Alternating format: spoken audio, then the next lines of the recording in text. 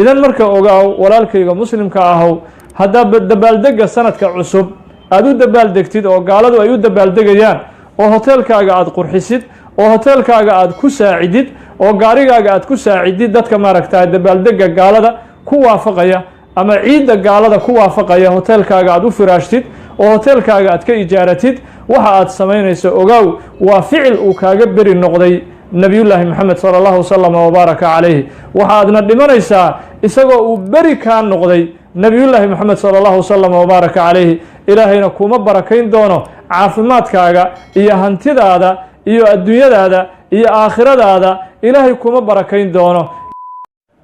naxmaduhu wanastaciinuhu wanastakfiruhu wanastahdiih ونتوكل عليه ونعوذ بالله من شرور أنفسنا ومن سيئات أعمالنا إنه من يهده الله فلا مضل له ومن يضلل فلا هادي له وأشهد أن لا إله إلا الله وحده لا شريك له وأشهد أن سيدنا ونبينا محمدا عبد الله ورسوله وصفيه وخليله وخيرته من خلقه صلوات ربي وأزكى تسليماتي عليه وبعد فيقول الله سبحانه وتعالى في محكم تنزيله وهو أصدق القائلين يا أيها الذين آمنوا لا تتخذوا اليهود والنصارى أولياء بعضهم أولياء بعض ومن يتولهم منكم فإنه منهم إن الله لا يهدي القوم الظالمين ويقول المصطفى صلى الله وسلم وبارك عليه لتتبعن سنن الذين من قبلكم شبرا بشبر وذراعا بذراع حتى لو دخلوا جحر ضب لدخلتموه ولا ليال إلهي سبحانه وتعالى أيان دمانتين وقم هاد علينا جلسة علمية هي فدي علميات كان إلهي نقول كل مية سبحانه وتعالى ayaan uga mahad celinaynaa walilaahi alxamdu calaa dalik waxaa kaloo aan u mahad celinaynaa fadhigan akhyaarta iyo dhalinyarada ka soo shaqaysay oo uu hormuud uu ka yahay al-ustaad axmed dheryoole oo runtii mar walbaba gacanta inoogu haya farsamada muxaadarooyinka iyo qalabka lagu gudbinayo muxaadaraadka kaamirada iyo facebooka iyo kulli gacanta noogu haya isagana waa u mahad celinaynaa jazaahu allahu khayran jaziilan wajacala mathwaahu fi jannati alfirdows ilaahay khayr badan allah ka abaalmariyo jannat alfirdowsna allah ku abaalmariyo intaa ka bacdi walaalayaal muxaadaradu waxay maanta ay ku saabsan tahay oo cinwaankeedu yahay Christmas Day iyo Happy New Year waxa sharciga islaamku uu ka qabo labada dabaaldeg ama labada yani munaasabo inaanu iftiimino arrinkan walaalayaal Christmas marka la yiraaho ha laga hadlo eraygan horta Christmas waxa uu ka kooban yahay waa laba eray oo la isdul saaray ama yani luqada carabiga waxyaalaha lagu yiraaho al-kalimaatu al-murakkaba waa erayada laba eray wax ahaan jiray oo ka bacdi loo bedelay hal eray markaas wuxuu isku noqday Christmas marka erayga ugu yahay dhalashadii badbaadiyaha marka Christmas macnihiisu wuxuu inoo noqday marka haddii dib aanu macnihiisa u dhuuxnay oo macnihiisa dib aanu u baarnay waa dabaaldega rabbigii badbaadiyaha ahaa dabaaldega rabbigii badbaadiyaha ahaa gaaladu marka waxa weeye laba madhab ayay ama laba aragti ayay ku kala leeyihiin Christmas labada aragti waxay leedahay waa ciidu miilaadi rabbi aragtida koowaad oo gaalada qaarkood ay qabaan waxa weeye waa dabaaldegii loo dabaaldegayay rabbi loo dabaaldegayay marka rabbi dabaaldegii loo dabaaldegayay dhalashadii rabbi oo loo dabaaldegayo qolo kale madhab kale oo aragti kale ka duwan oo qolada masiixiyiintu ay qabaan waxa weeye waa miilaadu ciilaadi al-ibn waa miilaadu ciid al-ibni waa miilaad ciid ibni rabbi miilaad ciid ibni rabbi yani waxa weeye waa dhalashadii wiilka rabbi oo loo dabaaldegayo wiilka rabbi oo dhashay oo loo dabaaldegayo idan marka labada aragtiba oo ay kala qabaan ama ereyga lagu fasiro wuxuu noqon waa gaalnimo yacni leanna waxa weeye waxay aaminsan yihiin Christmas waxa loo dabaaldegayaba inuu yahay rabbi dhalashadiisii leannahu masiix ama nabiyullaahi ciise calayhi salaatu wasalaam ayagu gaaladu waxay u aaminsan yihiin qolada masiixiyiintu qolana waxay u aaminsan yihiin inuu yahay rabbi qolana waxay u aaminsan yihiin inuu yahay wiilkii rabbi sida awgeed marka waxa loo dabaaldegayaba waa wax iyagu gaaladu ay ku tilmaamaan dhalashadii rabbiga ama wiilkii rabbi dhalashadiisii idan marka waxa weeye islaamku ereyga noocaas oo kale wuxuu u yaqaanaa waa shirki ama waa gaalnimo cad weeye yacni ereygan markii macnihiisa la fiiriyo waa dhalashadii rabbi dee rabbi miyaa subxaanahu wa tacaala lagu tilmaami karaa qof makhluuq ah bini aadam ah khalqi ilaahi subxaanahu wa tacaala makhluuqaadkiisa ka mid ah qofkii u aamina ama ku magacaaba rabbi inuu yahay ama rabbiba ku tilmaama inuu caruur leeyahay yacni kharaja can millati lislaam waxa uu isaga baxay si toosa diintii islaamka waxa uuna noqday gaal idan markaas si kasta oo ereyga macnihiisaba loo qeexo dabaaldegaas loo dabaaldegayo oo badbaadiyihii oo iyagu ay u yaqaanaan nabiyullaahi ciise rabbi ay u yaqaanaan ama wiilkii rabbi ay u yaqaanaan in loo dabaaldego sharciga islaamku ma ogola leanna waxa weeye dabaaldegani walaalayaal Christmas waa dabaaldeg ku qotoma ama ku fadhiya ama ku salaysan caqiido gaalnimo waxa uu ka duulahayo waa ideolojiyad ama fikrad ay aaminsan yihiin gaaladu oo ah waxaanu u dabaaldegaynaa rabbigii oo nabi ciise rabbi u yaqaanaan subxaanahu wa tacaala walilaahi alcizatu walkamaal nabiyullaahi ciise oo makhluuq ilaahay ah oo addoon ilaahay ah oo rasuul ilaahay uu soo dirsaday ah ayay waxay u yaqaanaan rabbi inuu yahay idan marka walaalayaal ciidan ciidulmasiix la leeyahay ama Christmas la leeyahay waa ideolojiyad ka tarjumaysa caqiido adiga marka qof muslima haddii aad tahay ma bannaana inaad u dabaaldegdo Christmas leanna waxa weeye ma waxaad aaminsan tahay nabi ciise inuu rabbi yahay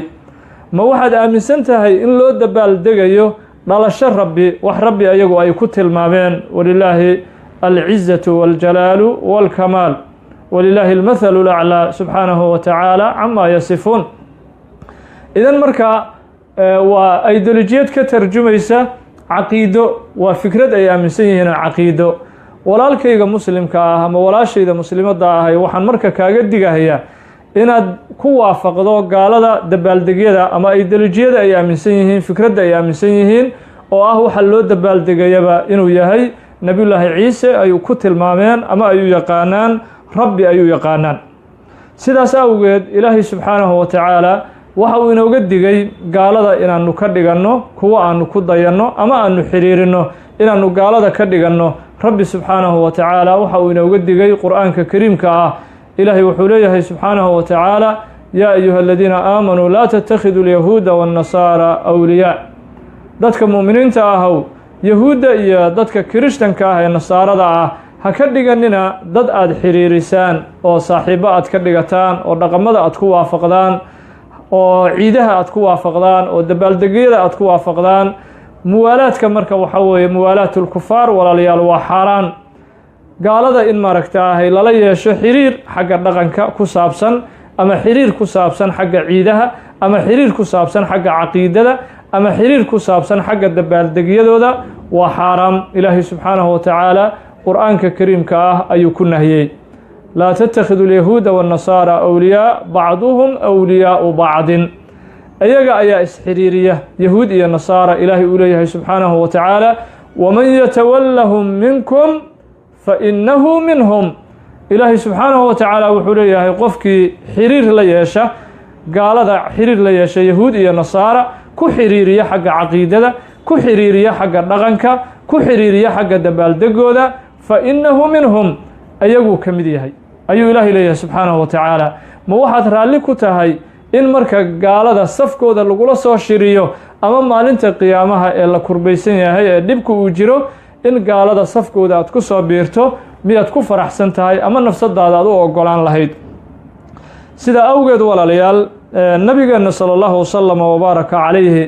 mucjizaadkiisay ka mid tahay oo horay ayuu nabigu sallallahu wasallam wa baraka calayhi u sii tilmaamay 1400 oo sano ka hor ayuu nabigu wuxuu sii tilmaamay inay jiri doonaan dad gaalada ku waafaqi doona dhaqamada iyo ideolojiyada gaaladu ay aaminsan yihiin. nabigu sallallahu wasallam wa baraka calayhi xadiiskii uu warinayay imaam muslim fi saxiixi uu ku warinayo wuxuu ku yiri latatabicunna sunana aladiina min qablikum shibran bishibrin wa diraacan bidiraac, waxaad raaci doontaan oo iman doona dad raacaya ummadihii ayaga ka horreeyey raacaya oo taaka taaka u raacaya oo dhudhun ugu raacaya caqiidadooda iyo fikradooda iyo dhaqamadooda dad ku raacaya ayaa imanaya ayuu yidhi nabigu sala allahu wasalam wabaaraka calayhi. marka nabigu sala allahu calayhi wasalam wuxuu ku daray xataa low dakhaluu juxra dabbin la dakhaltumuuh, xataa gaaladu haddii ay galaan god abeeso haddii ay galaan waad ka dabagelaysaan uu yidhi nabigu sala allahu wasalam wabaaraka calayh. bal god abeeso ma sharafuu leeyahay, ma qiimuu leeyahay, ma dhaxanuu kaa celin, ma ku qaadaa, ma daaduu kaa celin, ma biyuu kaa celin? waa maya, waa wax maaragtaa lagu halaagsamayo oo xataa laga yaabo bahallo inay kaa qaninaan. laakiin fikradda dadkaasi ay aaminsan yihiin iyo siday u jecel yihiin ayuu ka hadlay nabigu sala allahu calayhi wasalam dhaqamada gaalada wax xun xataa oo laga yaqyaqsanayo inay ku raaci doonaan ayuu tilmaamay nabigu sala allahu wasalam wabaaraka calayh. god abeeso haddii ay galaan way ka dabagelayaan uu yidhi nabigu sala allahu wasalam wabaaraka calayhi.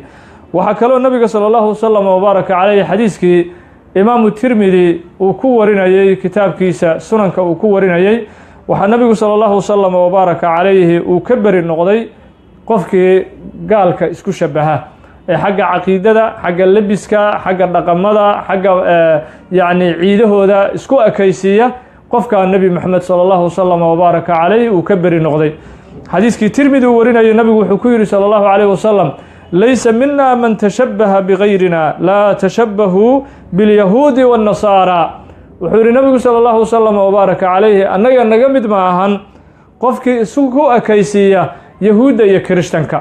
yahuudda iyo kirishtanka qofkii isku ekaysiiya ee dhaqamadoodii oo kale sameeya, oo faystadoodii oo kale samaynaya, oo dabaaldegyadoodii oo kale samaynaya, oo sanadka cusub marka ay u dabaaldegayaan oo hab new year ay u dabaaldegayaan qofkii dabaaldega noocaas oo kale sameeya, marka ay christmaska u dabaaldegayaan qofkii sidaas oo kale ugu dabaaldega annaga naga mid ma ahan ayuu yidhi nabigu sala allahu wasalam wabaaraka calayhi. idan marka ogaaw walaalkayga muslimka ahow, haddaa dabaaldega sanadka cusub aad u dabaaldegtid oo gaaladu ay u dabaaldegayaan oo hoteelkaaga aad qurxisid oo hoteelkaaga aad ku saacidid oo gaarigaaga aad ku saacidid dadka maaragtaa dabaaldega gaalada ku waafaqaya ama ciidda gaalada ku waafaqaya hoteelkaaga aad u firaashtid oo hoteelkaaga aad ka ijaaratid, waxa aad samaynayso ogaaw waa ficil uu kaaga beri noqday nebiyullaahi moxamed sala allahu wasalam wabaaraka calayhi. waxaadna dhimanaysaa isagoo uu beri kaa noqday nebiyullaahi moxamed sala allahu wasalam wabaaraka calayhi.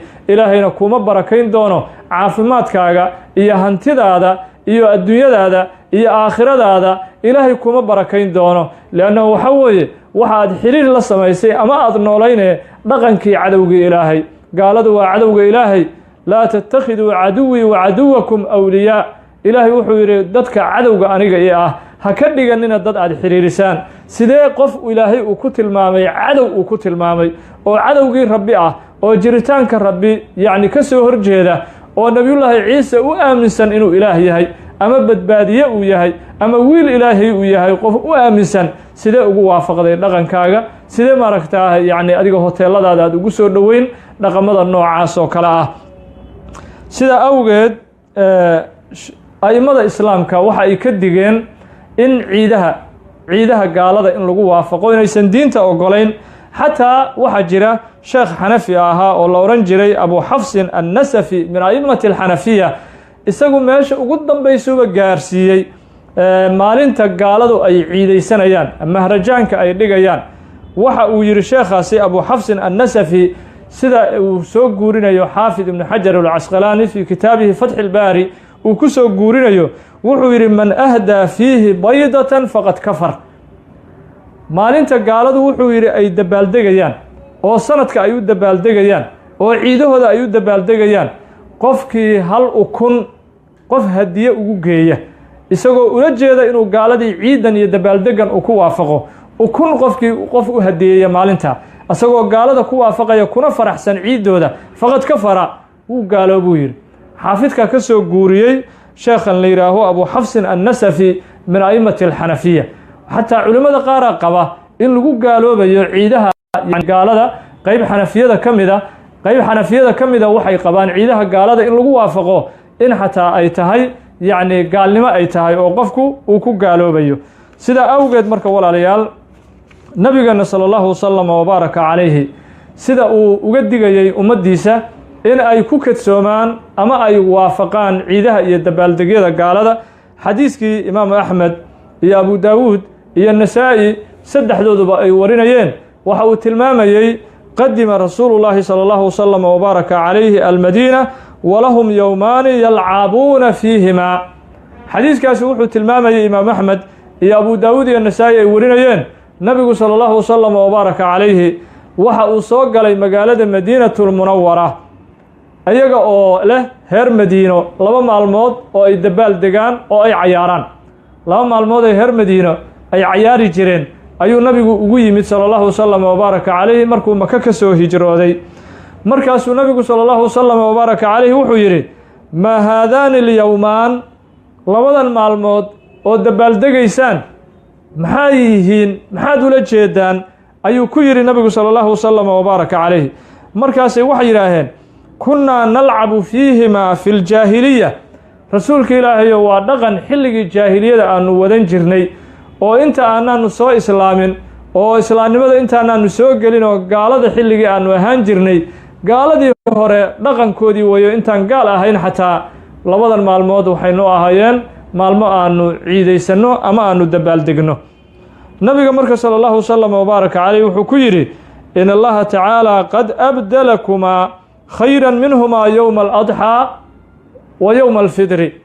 nabiga sala allahu wasalam wabaaraka calayh wuxuu yidhi ilaahay wuxuu idinkugu beddelay 2daas maalmood oo sanadkii aad ka dabaaldegaysaan 2 maalmood oo idinkaga sharaf badan idinkaga khayr badan wanaag iyo horumarkiina diineed iyo midkiina aakhiraba uu ku jirayo midkiina adduunyo ayaa ilaahay idinkugu beddelay 2 maalmood oo islaamku uu leeyahay waa yowma aladxaa wa yowma alfidri uu yidhi nabigu sala allahu wasalam wabaaraka calayh waa 2 ciidood ee islaamku uu leeyahay waa ciid aladxaa iyo ciid alfidri 2daas ciidood ayaa islaamku leeyahay uu yidhi nabigu sala allahu wasalam wabaaraka calayhi sidaas awgeed qofka muslimka ah hadduu farxayo hadduu damaashaad muujinayo hadduu maaragtaa hayfaysto muujinayo waa inuu muujiyo 2 ciidood ee islaamku uu iska leeyahay islaamku marka walaalayaal beri ayuu ka yahay mana ogola 2dan dabaaldegee la samaynayo christmas iyo ciidan kale oo laleeyahay hab new year laleeyahay labadaba islaamku ma ogola mana qabo xataa walaalayaal xilligii hore xilli dambe ayay fasaxeen mooye wuxuu mamnuuc xataa ka ahaan jiray christmaska iyo hab new year iyo waxyaalaha ciidaha christmaska xataa waxaan la ogolayn dowladda maraykanku xataa ma aysan ogolayn xilligii hore 1970kii ayaa maraykanku ansixiyey in christmaska la dhigi karo leannahu xataa gaaladii ayaa waxay ka yaqyaqsadeen waxyaalaha la samaynayo tumashada la samaynayo khamriga la cabayo mafaasidda ka dhalanaysa ee maalkii fara badan oo meesha lagu halaagayo fisqiga ka dhalanaya gaaladii ayaa xataa ka yaxyaxay markaasaa xataa maraykanka 1970 wixii ka horreeyey christmas in loo dabaaldego wuxuu ka ahaan jiray mamnuuc laakiin 1970kii ayuu wuxuu noqday ilaa yowmina haada in laga dhigay qaanuun rasmi ah in laga dhigi karo maraykanka laga dhigi karo idan marka walaalayaal maadaama sharciga islaamku uusan ogolayn oo nabigeena sala allahu wasalam wabaaraka calayhi 2 maalmood oo reer madiina ay mahrajaanka ama dabaaldega ama faystada ay samayn jireen nabigu sala allahu wasalam wabaaraka calayhi waa u diiday wuxuuna ku yidhi nabigu sala allahu wasalam wabaaraka calayhi 2 maalmood ayaa ilaahay idinkugu beddelay oo faysta ahee ciid ah waa ciidul adxaa iyo ciid alfidri sidaa awgeed qofkii maalin kale u arka dabaaldeg iyo damaashaad u arka sida sanadkan laleeyahay hab new year laleeyahay ama Christmas day laleeyahay waxyaalaha noocaas oo kala walaalayaal sharciga islaamku ma ogola midda kale waxaan hab new year laleeyahay war aaway sanadkaagi qof muslima haddii aad tahay التاريخ الهجري lagu beegay ama laga soo bilaabay hijradii nabiyullaahi maxamed sala allahu wasalam wabaaraka calayhi magaalada madiine markuu u soo hijrooday taariikhii la asteeyey oo muslimiintu weligood ay isticmaali jireen xaggee ka aaday maalintaa ma xasuusatid sanadka islaamku maalinta uu dhalanayo ma og tahay maalinta uu dhammaanayo ma og tahay wax qalbigaaga saamayn uu ku leeyahay ma jiraan laakiin taariikhan yacni qoladan masiixiyiintu ay isticmaalaan ama iyagu ay u badan yihiin marka uu dhalanayo ama uu cusub yahay waxaad muujinaysaa dabaaldeg waxaad muujinaysaa farxad waxaad qaybinaysaa maaragtay hadiyooyin waxaad samaynaysaa hoteeladii inaad maaragtay ka kiraysato dadka ciidda noocaasa dhigaya waxyaalaha noocaas oo kale ahi waa wax walaalayaal laga yaxyaxo oo qofka muslimka dhaqan ahaan iyo caqiide ahaan iyo dad ahaannimadaba waxuu ka yaxyaxo oo uu ka xishoodo wey midda kale walaalayaal mas'aladan laleeyahay atashabuh bilkufaar waa masale xataa tusinaysa qofku inuu gaalada isku ekaysiiyo dhaqan ahaan iyo diin ahaan uu iskugu ekaysiiyo labis ahaan uu isugu ekaysiiyo maxaa kalifay qofku inuu qof kale oo bini aadama oo isagoo kale ama ka liitaba oo gaal ah inuu ku daydo maxaa keenay waxaa ka hadlay calaamatu ibnu khalduun ibnu khalduun wuxuu ku leeyahay muqadamatu ibnu khalduun qofka waxa keena qof kale inuu ku daydo waa haziima nafsiya cibaaro nooca u eg uu ka cabiray ibnu khalduun wuxuu ahaa sheekh ijtimaaci ah culumta bulshada aad u soo bartay ayuu ahaan jiray marka ibnu khalduun wuxuu leeyahay qofka inuu qof kale ku daydo hal mas'alo uunbaa keeni karta oo waa haziima nafsiya qofku inuu qofka uu ku dayanayo u qalbi jabay ama moraalkiisii uu jabay oo uusan aaminsanayn diintiisu inay ku filan tahay uusan aaminsanayn quruxdiisu inay ku filan tahay uusan aaminsanayn dhaqankiisu islaamku inuu ku filan yahay caadadiisu inay ku filan tahay ma aaminsana wuxuu aaminsan yahay qofkan kale haddaadan ku dayan thaqaafadaadii iyo hermagaalnimadaadii waxbaa ka dhiman quruxdaadii waxbaa ka dhiman qofkan markaad ku dayato markaasay bulshadu ku arkayaan inaad qurxoon tahay qofkan markaad ku dayato markaasaa bulshadu ay ku arkayaan hermagaal inaad tahay idan marka ibnu khalduun wuxuu leeyahay asalka ku dayashadu wuxuu ka yimid ama sababka dhaliyey waa qofka ku dayanaya inuu moraalkiisu jaban yahay marka xishood waa wax laga xishoodo in qalbigaaga iyo moraalkaaga aad ku xirto gaalo dhaqankoodii ood u qalbi jabto gaalo leanna ku dayashada asalkeedu waa qalbi jab haddaad qalbi jabaysid u qalbi jab nabiyullaahi maxamed sala allahu wasalam wabaaraka caleyh khayru khalqillaah aamin in hermagaalnimadaadii iyo quruxdaadii iyo noloshaadii ay wax badani ka dhiman yihiin haddaadan ku dayan nabiyullaahi maxamed sala allahu wasalam wabaaraka calayhi laakiin haddii tintii aad u xiirato sida gaaladu ay u xiiran jireen haddaad u labisato sida gaaladu ay u labistaan haddii aad sanadka cusub dabaaldegiisa aad ka qayb qaadatid haddaad Christmas aad ka qayb qaadatid taasi waxay tusinaysaa qalbigaagii inuu jabay moraalkaagii inuu jabay inaad aaminsan tahay thaqaafadaadii iyo kaljarnimadaadii inay wax ka dhiman yihiin haddaadan gaalka aadan ku dayan oo qaabkiisii aadan u labisan oo dhaqankiisii oo kale aadan isku yeelin waa dullinimo inaad u qalbi jabto qof gaal ah midda kale walaalayaal waxaan isku baraarujinaynaa waxyaalahan yacni bilahan yacni masiixiyiintu ay isticmaalaan ama taariikh miilaadi la isticmaalo kulligood waxa weeye magacyadoodu waa magacyo intooda badan ka yimid asnaam iyo qofkii kalandarkan dejiyey magacyadiisii waxyaalo ka yimiduhu oo hadda tusaale ahaan marka aad u dabaaldegayso bilahan cusub ama sanadkan cusub dhalashadiisa aad u dabaaldegayso bishan maalan janaayo markii la yidhaaho janaayo macnaheedu maxay tahay janaayo waa ilaah ay caabudi jireen roomaniyiinta magaciisa waxaa la dhihi jiray janaay waa ilaah ay laba madax intay u yeeleen waa ilaahii laba madaxlaha ahaa wey waa marka magacyo laga soo maanguuriyey asnaam dowladdii roomaniyiinta ama giriigu ay caabudi jireen bishan may markii la yidhaaho yacni ereyga may ha la fasiro waa ilaahay roobka noo keena waa magacyo maaragtaahay asnaam ama gaaladu ay isticmaali jireen bishan maaj markii la yidhaaho